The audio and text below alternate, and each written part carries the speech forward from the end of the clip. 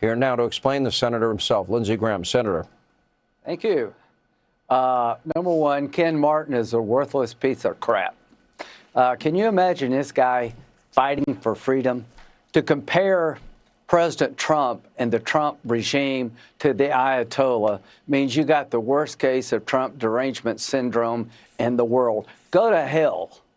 President Trump is standing with people demanding their freedom. Why are these people in the streets this long? They believe Trump has their back. President Trump said, if they come after you, they got to go through me.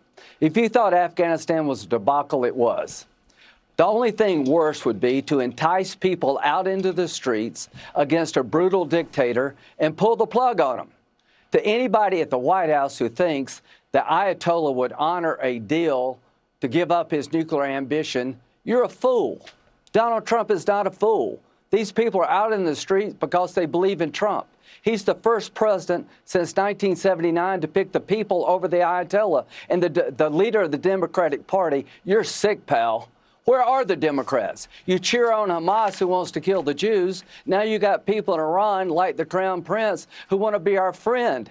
But because it may happen on Trump's watch, you're belittling the movement.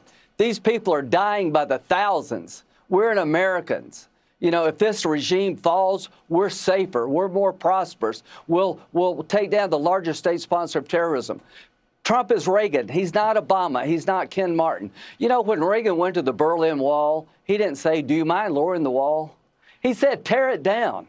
When Trump had to choose between the Ayatollah and the people, he chose the people. The only way to make Iran great again, according to Trump, is for the protesters to prevail. He put a warning to the Ayatollah. If you keep slaughtering these people, I've got their back. Now it's time to make that promise real. No boots on the ground. But this needs to end. And you know what we should do? We should attack the infrastructure that allows the killing to happen. The people in charge of the killing should go. The infrastructure should go. I'm not advocating invading the country, but I am advocating not doing an Afghanistan here.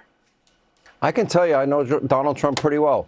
No, yeah, there will be no boots on the ground. There will be no forever wars. Right. It will be a surgical strike, and it will stop the slaughter, and it will be effective. And it needs to happen. Can I just say something? The Crown Prince, I don't know if he needs to be in charge. Let the Iranian people. This is a moment. Like the Berlin Wall. Well, he said that to me last week. He said, it doesn't have to be me.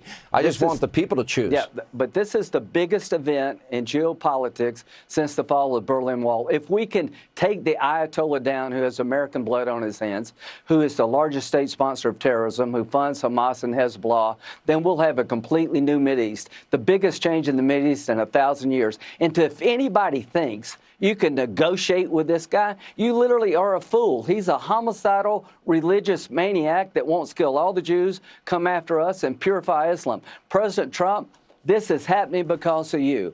Venezuela is going to be free because of you. Cuba is next because of you. But the biggest prize on your watch is going to be the demise of the Iranian state led by the Ayatollah, a brutal religious Nazi dictator. And he's either going to be dead or in Moscow. Stand behind the people, President Trump.